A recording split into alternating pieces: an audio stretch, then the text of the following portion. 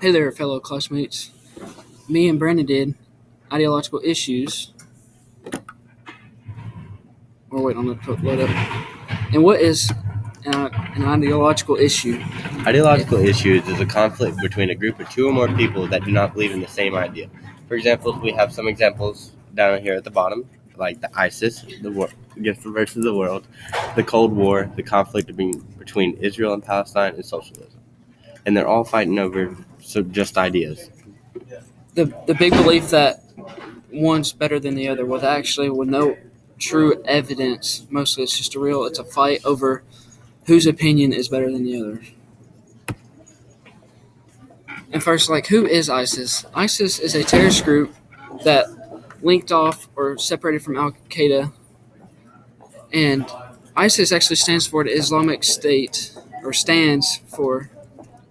Oh, ISIS stands for Islamic States in Israel. Sorry, I was reading it wrong. And seeing this picture here, we got American soldier on the left who's trying to protect this guy on the right. And you got somebody over here, like the refugees that Paris let in, who pretty much just turn against them and really saying that they're here to help when it's like it says, putting a target on the back and just created everything to have a big mess up. Also, what ISIS is fighting for is for the belief. ISIS believes that everybody should be Muslim, and they don't believe in any other religion except for everybody should be Muslim. Oh, Brandon, hold a minute. And to go back to ISIS, I mean, it says in their holy book, the Quran or whatever, it's saying that they should kill anybody who doesn't believe the same way they believe. And right now, the big issue is America's trying to make a decision on how we should address the ISIS problem. Where they're thinking about taking it the politically correct way or the extreme way, and just going around and just bombing everything. And with all these attacks right now, Paris is pretty much declaring that it could be a start of a new World War III, or a breakout of World War III, not a new one, because it hasn't happened yet. The Cold War was a conflict between Russia and the United States after World War II.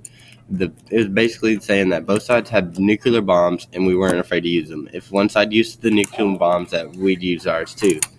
So the idea was that we're fighting the conflict that both sides have nuclear weapons and who's going to use them first.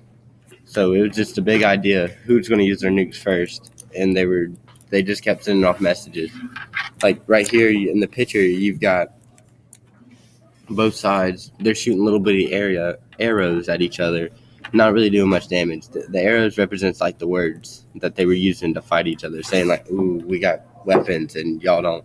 And well, y'all do, but we're gonna fire ours first. And the bombs is what's backing them up.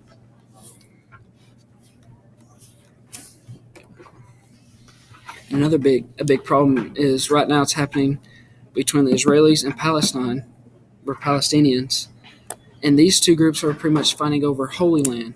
Well, during World War II, all the Jewish people got took out of Israel and all that stuff all over through Germany, and now after World War II, all of them got put back into Israel. But since when they were gone, the Palestinians came in, and they're thinking that they have the right to this Holy Land, so to say. And right now, it was a ceasefire in 2012 that the Palestinians broke in one of the attacks by bombing a peace protest from the Israelis. But right now they're going back and forth. They're just pretty much attacking each other. Nobody's getting nowhere. And right now Palestine is just destroying any holy grails or hot places that the Israelis believe in. So right here in the picture, you can see the two guys backed up against the wall saying, will they ever stop? So, which basically means like both sides don't really want to be in this war. They're waiting on one of them to stop first, and then it should be over. But the thing is, neither one of them want to back down and give up their Holy Land. The way to stop this would be to just say that it's both their land and see if they can get along somehow. Maybe come up with another agreement saying it's both their holy lands or something like that. And another big thing that it's been going on ever since Vietnam is socialism versus capitalism. Well, in socialism, the government pretty much just thinks that everybody should be equal, whether it be with their housing, how much money they make.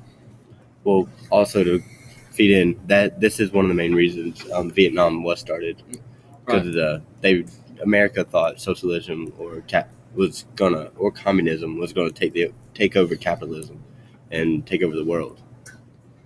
So back to what you were saying. But in capitalism is what we have in America. We kind of like diversity. We like if you go out and you work hard, you deserve where you're at. If you go out and try to be a bum and you can't make nothing out of your life, then that's where you end up being. And that's what a lot of other people think. Like in socialism, some people like socialism because if the people who don't go out there and try hard, they will lightly get paid pretty well and be able to live life. But then you get the people who go out there and try to make something of themselves are making the same amount of money as the bums pretty much are. So technically what he's saying, if Corey didn't, when we were in socialism and Corey didn't do anything, he sat at home on his butt, played video games all day, and had a job that he worked 1 day a week, he would make the same amount as me if I worked 7 days a week, like all the time working, and did nothing. But in capitalism, if he done that, I'd still be making more than him. So, in my opinion, we think capitalism is better.